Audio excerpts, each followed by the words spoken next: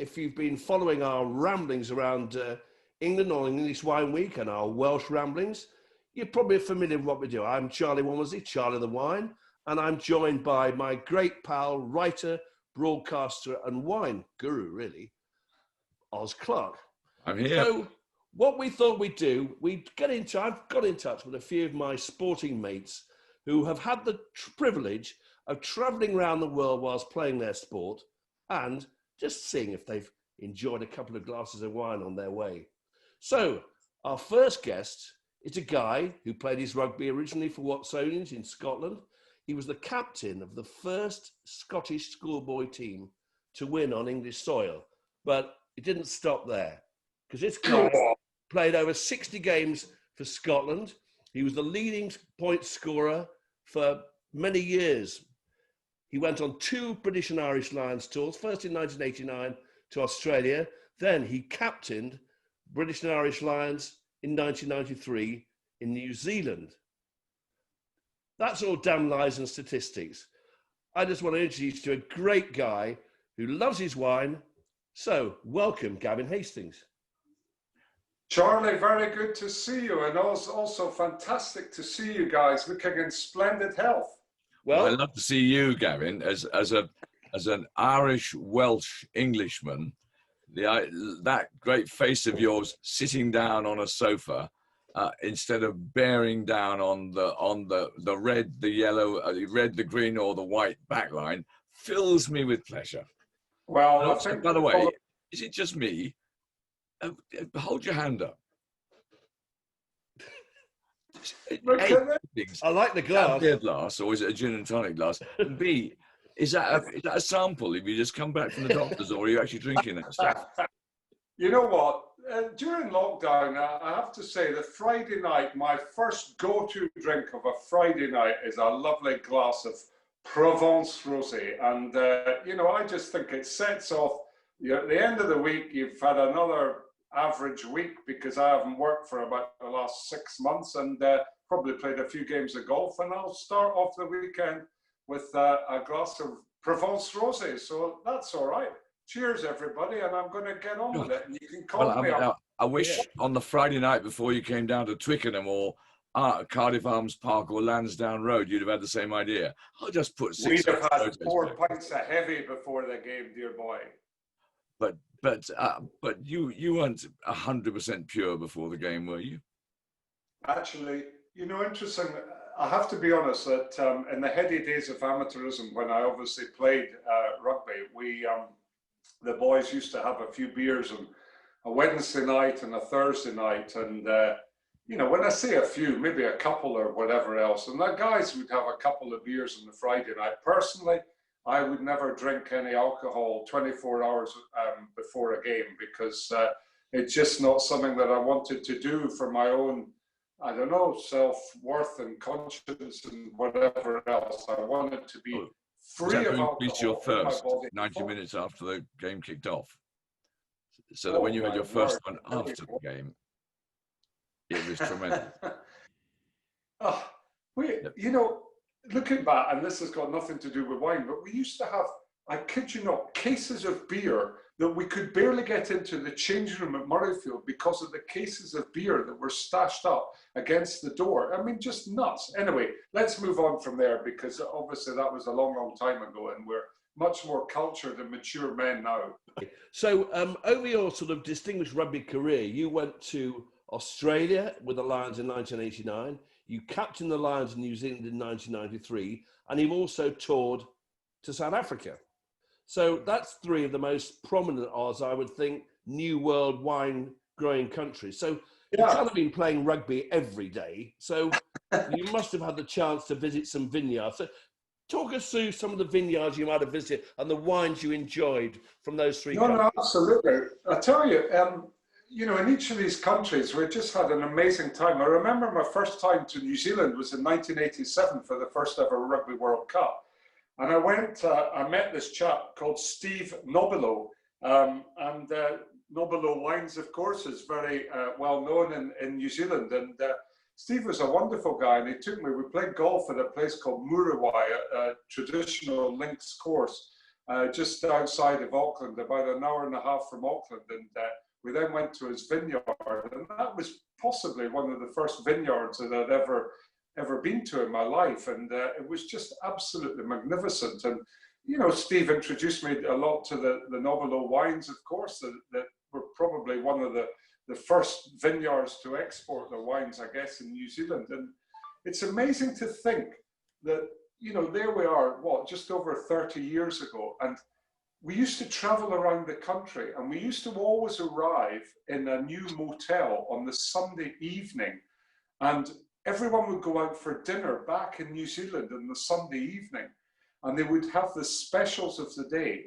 And the specials of the day were always pumpkin soup, roast New Zealand lamb, followed by pavlova. And you could barely wash it down with anything other than a Steinlager or a Lion Red. And then all of a sudden, in the last 30 years, haven't New Zealand wines all just become, you know, worldwide, and their Pinots and from Canterbury, and their Sauvignon Blancs from Hawke's Bay, and you know, Marlborough and whatever else. And, you know, that was my first experience of these wines, and just amazing. Because in 1987, I went over there for the first time in 1987. And I remember getting off the airplane, and I just thought, am I going to like these people or not? And this bloke met me, and he said, 24 hours flight, what would you like to do? And I said, I'd like to have 18 holes of golf, 2 pints of ice cold lager, and a long sleep. And he said, it's done. And 45 minutes later, we were on the golf course. First 3 holes, birdied, parred, everything. By about hole 10, the jet lag was kicking in, and you actually couldn't stand up. But the pints of lager kept coming. It took me to the hotel, fell asleep, and I actually thought, I'm going to like this country. But wine-wise then, there was only about 3 Sauvignon Blancs being made. And I judged the wine competition there, and they were all trying to give their gold medals to these called Madeira and sherry and port and grape varieties from places like Germany I'd never heard of before or since. Sauvignon Blanc, Cabernet, Pinot, it's all happened in the last 30 years. It's astonishing.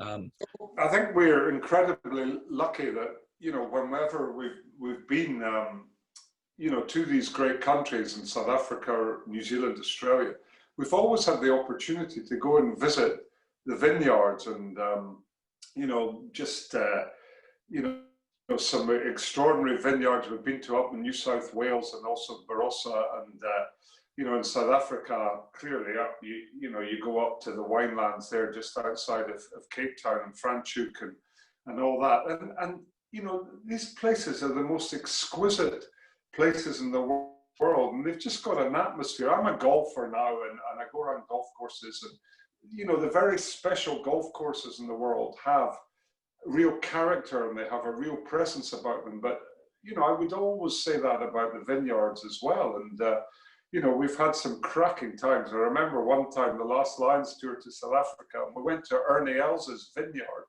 and this guy was giving us a wine tasting, and we were with a few rugby lads. And honestly, after a couple of him describing the wines, we were going, mate, really, you've not really quite got the hang of this. Can you just give us the bottles now, and we'll get on with the drinking? And I'm afraid, you know, rugby guys are a wee bit like that. Okay, so, you know, I'm shamelessly, I love the wine, but for me, it's about the company that you keep as well, and it's about the friends that you're with, and you know, that's what life has been like for me, and I've thoroughly enjoyed it. I must admit, in the early days, through the 80s, 90s, the cricket and the rugby tours were quite famous for, well, let's say, a certain amount of sabotage. I remember in the cricket tours to South Australia, the chap called Jeff Merrill always used to have a bloody great barbecue the day before the test started. And from what I remember, they had a rest day then. He had another bloody great barbecue in the middle. And of course, all the English cricket team were invited. And people like Botham and Gower and Smith and Lamb and those sort of people, I'm not sure they even remember their names by the end of the day, because the Australians are all there going, have a little bit more, mate. Hey, have a bit more. I don't think we ever gained a wicket or scored a run in Adelaide the next day.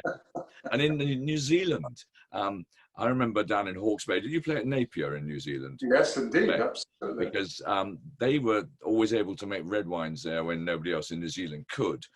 And when the French team went over, and I think this was either the 50s, sounds as though it might have been the 50s, the French team went over to play the All Blacks. And they turned up at Napier and they said, here's our hotel. And they said, anything else you'd like? And they said, yep, 60 bottles of red wine a day. The French team ordered 60 bottles of red wine a day. I think that the scoreline against New Zealand in the next test was not exactly a compliment to the French. 60 a day. Oh, knock it back. You know, it has changed a bit, hasn't it? Let me just open this bottle for you. This is a bottle I've got. But what's interesting, Oz, is that really New Zealand wine really only came into prominence in the early 80s. And I remember going down to Sancerre in the Loire Valley to meet the Vacheron family. And I was with Christopher Tathan, the master of wine, who's you probably well remember. I remember him, yeah. And he sent me into bat with a bottle of New Zealand Sauvignon Blanc. And the Vacheron family, big rugby guys. And this was, I think, in about sort of April. And New Zealand had just been beaten by France in Wellington for the first time that France had beaten the All Blacks. This is Philippe Saint-André. Oh, yeah. Philippe Sella, great French side. And they said to me, Cher Tatin, your friend Charlie, he insults us by bringing New Zealand wine to the home of Sauvignon Blanc. Anyway, they tried this Sauvignon Blanc and they went very, very quiet because, you know, the French think that their wines are the best in the world. Arguably, some of them are. But they were tasting, they were good. You know, they're making great Sauvignon Blanc themselves in Sancerre. They were tasting Cloudy Bay from New Zealand. They were all going, what? This is actually really, really good. So it's amazing how a single grape variety like that can taste so differently around the world. Yeah. And that other countries than the mother countries, if you like, can make these fabulous wines in their own style for everybody to enjoy. So I think the lovely thing about New Zealand was that they actually invented styles. And New Zealand Sauvignon Blanc was a classic example. The Vacherons are, you know, tremendous growers. They've been making very good wine for a century, 2 centuries, but they've never made a Sauvignon Blanc which remotely had the guts and the excitement and the vivacity of something like those early Cloudy Bays. You know, I have to say, Oz, over all the years that I was lucky enough to play rugby and travel around the world, the one place that I really didn't spend an awful lot of time was in France. And you know, it still remains my disappointment to this day that I've never been in the wonderful wine regions of France and spent any time there. And you know, and I probably played against France more often than any other international country in my career. And you know, I would have had so many French friends, but for the language differences. And it's such a shame. I feel, if I have one regret through my rugby career, it's the fact that the French would not number amongst my great rugby pals because of the language barrier. And I know that if I could, my honestly, and I say this without a word of, lying or anything like that, that I would love nothing more than to travel down with a couple of rugby mates and go and try and suss out the rugby guys of France that we used to play in and put ourselves, against each other, put our wits against each other. And I know that these guys would just love for a bunch of, has-been Scottish guys to go down there and drink some of their wine, because they're wonderful hosts, as you will know. But sadly, I've never really been party to that. One of the guys that makes wine is Fabien Galtier. Did you play against Fabien Galtier? I did, yeah, well, he's got his own vineyard down in the south of France. Charlie will be your guide. I mean, I think Gav, I think you've got a trip lined up, mate. Well, Charlie, but we need a French. But Gavin, I tell you what the problem. I don't know how your French is. I tell you what the problem is, Gavin. Good enough. That the French have never forgiven you for your first game. I mean, when you kick that ball into touch, they must have thought, "Oh, we've got his number," And then when, oh, what's his name, just wandered past everybody and scored that try. But you then kicked 6 penalties and beat the French 18-17 single-handed. And you think they're going to trust you when you turn up? With your rugby knowledge, that's quite impressive. Let me just say, what was even more impressive was the drinking session that we had after that game, because Scotland hadn't won a game for about 18 months, and unless you won with Scotland, you didn't get anything other than beer and lager to drink. So that night, the champagne was flowing, and we had some wine up in the post-match dinner in the Carlton Highland Hotel. And the two teams were on separate tables off the high table. And my goodness me, did the Scottish team celebrate that night. And I was one of 6 new caps that played that day. And we just thought this was the greatest thing since sliced bread. And boy, did we get absolutely wellied that night. And it was just magic. And I always had a love affair of playing rugby against the French, because you know, with guys like Serge Blanco and Philippe Sella and Philippe Saint-André and Sadourné and Patrick Estève, the Bayonne Express, and Bill McLaren would roll off all these wonderful names of the French players, and Didier Cordonier and Didier Camberebero. And, you know, Bill and his wonderful Hoik Lilt. And you know, I would love to go and see these guys and drink wine with them and break bread with them. Genuinely, I would. If I'm going to do it before you've inspired me to do that. And well, I'm sure we can help there. You'll find lots of people to help you, Gavin. The one thing is, the greatest rugby in France is not played in the greatest wine areas. Well, I know. But we can travel through the great wine areas to go and watch a rugby game, or we can. You know, just let me open my bottle. I've got this bottle here with you in mind, Gavin, and it's wine. I've got this bottle here of which the cork has, oh dear, let's say, made a partial exit. So keep talking while I have another go at it.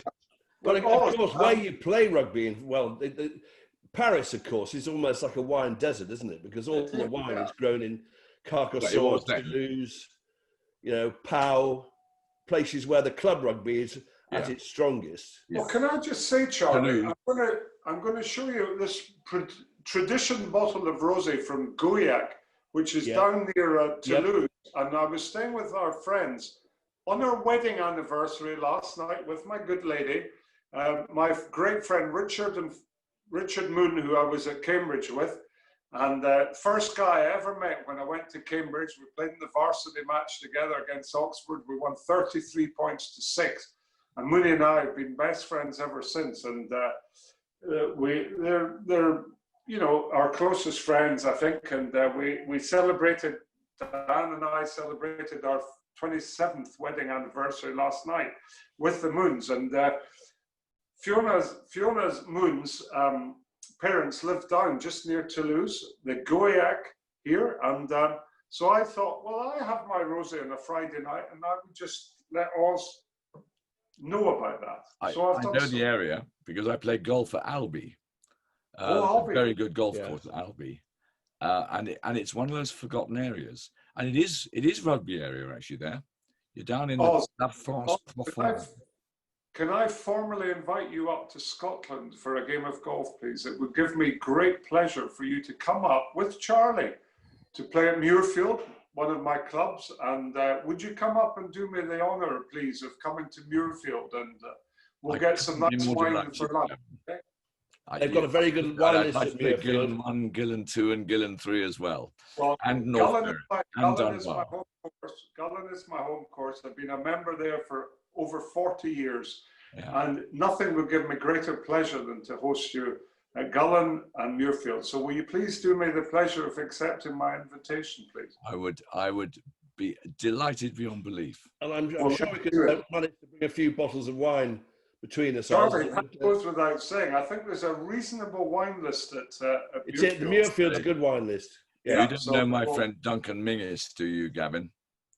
Duncan is known to me. I mean, I wouldn't play Lord golf. Mingis of the Maritime Wrecks. Absolutely. He's a Muirfield member. I've been sort of... We can get him to be the fourth man then, shall we? Well, the trouble is, do we have to have the Muirfield lunch?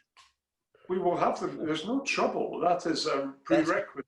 So we'll do that. Absolutely great. Yeah. Any visitor who can stand on his two legs after the Muirfield lunch, and that dreadful, is it Kummel that you forced down halfway through the lunch? Let me tell a very quick story. I once had Jonathan Webb, one of my adversaries in the fullback position for England, and Webby phoned me years ago, and he said, "I'm coming up to Edinburgh for a orthopedic conference, and could I possibly come and play Muirfield?" I said, "Webby, nothing would give me greater pleasure than for you to come along."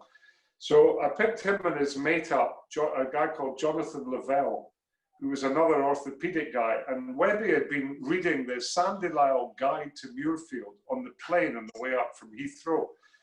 Unfortunately, Sandy Lyle does not talk about how much wine and Kummel is consumed at lunchtime. So by the time we hit the first tee, Webby was completely legless, having had about 3 Kummels and on the back of 2 bottles of wine. And his golf, shall we say, was none too impressive for the first 9 holes before he sobered up. And I think we shook hands in about the 13th hole. I said, "Webby, next time, please read a book that is written by a Muirfield member and not an Open champion who's never tasted the Muirfield lunch and experienced the wines and the Kummel up there." So let it be a lesson to all the people that have never played Muirfield, that you really want to enjoy your lunch first and foremost. And the golf really is incidental to the day's enjoyment. You see, it's the other way around for me, though, Gavin. I love golf, and I'd forego every lunch in the country for some good rounds of golf. Well, you come up. Let me just show you my bottle. Through the wine. Now, this is in your honor. This is a Vergelegen, because I know you played up. This was for 1995 when you captained Scotland. And scored 44 points in one match. Was it against Ivory Coast? It was indeed. Yeah. 15 people on the field, to be honest. But God knows that you scored all these points. This is a Vergelegen made by a bloke called Andries von Ginsberg, who's about the most brilliant but foul-mouthed man in South African wine. Would be perfect to meet up on the rugby field. And this is his Merlot, and it's in your honor for your, I think it was your last international appearance was the quarterfinal in South Africa. So here's your wonderful, wonderful career. And it's so good as an Irish, Welsh Englishman not to see you with that look on your face. You always used to do something like this when you got the ball. You pursed your lips out and you thought, "Oh God, here he goes again." You know, and you start moving a bit this way and that. You think, where's he going to go? Is he going to get the tie on? Is he going to give us a break? So here's to you, Gavin. Well, thank you. So Gavin, who, if you had the chance to sit down with some of the great rugby players, you've obviously mentioned the French guys, with some of the great rugby players and enjoy a glass of wine. Oh my goodness. Who would you choose? Well, I'll tell you what, I'll go through. I'll choose a couple from each nation that I ever played with, right? So we'll start off with New Zealand. I'll pick Zinzan Brooke and Sean Fitzpatrick, okay? No, well, Zinzan's a top man, yeah. So we'll go on to Aussie. We'll pick Nick Farr-Jones and Simon Poidevin from Aussie. South Africa, I'll pick my old buddy, fullback for South Africa, World Cup winning. I've had a glass and a half already. Andre Joubert. And I will pick Joel Stransky, your beauty, who dropped the winning goal in '95. So I'll pick Joel and Andre Joubert. We'll go over to England. I'm going to pick Rob Andrew and Peter Winterbottom. From Wales, I'm going to pick Paul Thorburn. And I will pick, who else from Wales I always enjoyed? Bobby Norster is a good lad. Apologies to all the guys that maybe I've left out. And from Ireland, I would love to pick my old pal Brendan Mullen and Philip Matthews. That would be good. And from Scotland, I've got to bring along some Scottish mates. So I'm going to bring Finlay Calder, who captained me in the '89 Lions Tour, and my brother Scott, because we've been through a lot together, my brother Scott and I think Scott. So could you imagine how much we would drink? Have I mentioned France? You haven't mentioned France. You haven't mentioned England yet either, Gav. You have. Oh, have you? Have I said But- Bob Andrew and Peter Winter? Sorry, I do apologise. Yeah, France, I noticed that France Brian had, Moore's like, name was missing there. Bram Gavin. missing. I know, but sorry, Brian. He's And I'd Will have to Carling. look at him. It's pretty ugly. So, you know, you want to be able to enjoy the people you're looking at. Sorry, everybody. I You don't. know what he says about you. France, I will pick Philippe Sella. And I've got to pick this guy, Olivier Rouma. I went on tour with Olivier Rouma to New Zealand on a World 15. And he used to come up to me, and Olivier Rouma stands about 6'10", and he'd come and poke me in the shoulder and say, "Hugh Hastings, Hugh Hastings." And he is one of the nicest guys I've ever met in my life. The fact that I'm scared of him has got nothing to do with it. But that's not a bad drinking group of people, is it? We're not going to lose a fight as well if we got a bit too drunk and people were getting a bit leery. I would say that's a very good one for your first trip to France. Absolutely. But you say you've got a language problem, and yet you can understand the Australians. Oz, can I ask you a question? My brother-in-law, who I'm staying with here, told me how you got the name Oz, and he said it was on the rugby field. Is that correct? Absolutely not. It's It was on the cricket field. It was on the cricket field. It's on the cricket field because I was at a choir school, and my dad was a great cricketer, and I was a desperately keen cricketer. I played schoolboy Kent stuff, and really enjoyed cricket. But everyone else at the choir school was hopeless wimps, and the local schools used to see us coming, and they'd team up to barrage us in the head with short balls, and we'd all be in hospital by 2:30 in the afternoon. We'd be sort of one run for 4 wickets, and I would go in. And my dad had always taught me, never let anyone intimidate you. Whenever anyone bowls short, you watch the ball, you have your back there, you watch the ball, you roll your wrists, you're still watching the ball, and it's on the square leg boundary. You do it again and again and again. And he took me to see the Australians at Canterbury and the Australians at Lord's and at the Oval. He said, the Australians, never let anyone intimidate them. You must always behave like an Australian on a sports field. He didn't say with all their other less pleasant characteristics. And that's what, so when the local schools were walloping all of us choir boys into the local hospital, I remember one game against a lumpish oaf who was bowling at me, and I got 24 runs off the first 6 balls because he kept bowling in my head. And I got another 12 runs off the next 3 because he kept bowling my head. Then he slipped one full length and the middle stump was missing. But we've gone from 1 for 4 to 37 for 5. And so I was an absolute hero. The headmaster of the school hated it. He said, "You're disgraceful, disgusting, cross-batting these balls, descending to the level of the gutter, all this." Look in the book. And I'm thinking, but I've just got 36 runs. Anyway, the boys in the showers at school, all the ones who were still alive, all started calling me Aussie because I'd played cricket like an Australian. And there are not many things that happen to you in the showers when you're 13 at school. I'll tell you that. Yeah. But This is a family program. But it's wonderful to get given a nickname like that, which you can just use. And it's stuck with you the rest of your life, eh? The rest of my life. Fantastic. Yeah. And it's really useful. And people think I'm Australian as well. I say, I'm not Australian. It's just I play cricket like an Australian. Yeah, but funnily enough, that period when you were just getting excited and into the top level of your rugby career was just when I was getting involved in things like BBC Food and Drink. And without the new world, we could never have had this wine revolution in Britain that we've had. If it wasn't for Australia, then followed by New Zealand, then followed by Chile and Argentina and South Africa, we couldn't have done it. I mean, we owe it doesn't like to say we owe the Aussies anything, but we do. We owe the Aussies an enormous debt for saying wine can be cheap, wine can be tasty, wine's supposed to bring a smile to someone's face, because that kind of stuff that the French were drinking in the 1980s, the stuff that they were sending over to us, and the Spanish and the Italians, was gut rot. It was absolute gut rot. And the Aussies came along and said, "Oh, you'll like this. This is nice." And you said, "That's absolutely gorgeous. What's it called?" "Oh, it's a grape. It's called Chardonnay." Oh, you like this? Yeah, it's lovely and golden. Have another glass. And then, you know, the red would come up. Jesus, this is gorgeous and spicy. What is it? Never had a wine like this. Oh, it's a thing called Shiraz. Have another glass. And suddenly we all just thought, wine can be fun. And that's why it became possible to democratize it. You know, the elitist thing.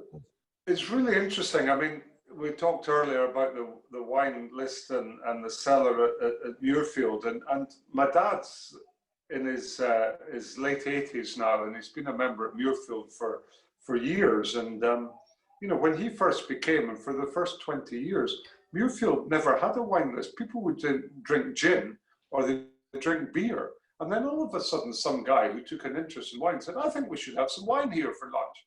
And then Muirfield suddenly became known as a place that they got some pretty nice wine in. And this is all of a sudden, this is the de rigueur that people have, you know, a bottle of white, bottle of red, tradition amongst the four ball at Muirfield. And it's fascinating how these things sort of take on. And they start from, you know, someone's interest and passion in wine. And, you know, the thing snowballs. And then all of a sudden we're all, you know, pretend we know a wee bit about wine. But, you know, for me, the great thing about wine is if you enjoy it as an individual, you know, there's a lot of snobbery, I guess, about it. And I'm no snob with wine. I know what I enjoy, and I'm not going to spend a fortune on bottles of wine because it's going to be wasted on me. But if people want to spend a fortune, they can do. But equally, you can get some fine wine that will please your palate for spending a few quid, can't you? And I think that's the beauty about wine. Especially if you avoid going to the places that have been famous for hundreds of years. And Europe's now full of places in Spain and Portugal and Greece and parts of Italy and bits of the Balkans and Hungary and Romania with absolutely delicious wines at a quarter of the price that a Burgundy or Bordeaux would cost you. Well, and this stuff's pretty cheap as well. That Gaillac, because Gaillac's not famous. That's right. Yeah. Yeah. Whereas this stuff, of course, in your honour, is incredibly expensive. Well, you bring a bottle up when you come up to Muirfield, right? He's the only one, sir. But I'll bring something else. So we've now been chatting for. I knew this would happen. We've been chatting for 45 minutes. It's been absolutely fantastic. So, Gavin, can we put you on the spot? If you had the opportunity to drink 3 wines, you know, no money, no object, and you were actually, you know, what wines do you think you'd choose, and where would they be from?